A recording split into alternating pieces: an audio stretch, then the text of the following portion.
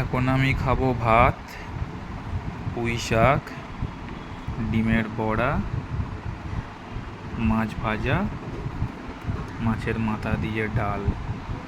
এই সব রান্নাটা বানিয়েছে আমার মা। পুঁই শাক দিয়ে ভাত মেখে খাই প্রথমে একটু।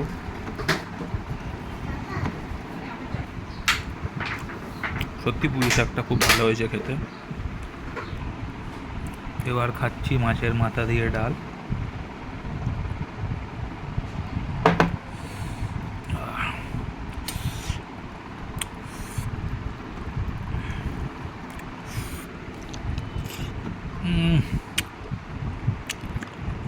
অসাধারণ হয়েছে খেতে, অসাধারণ।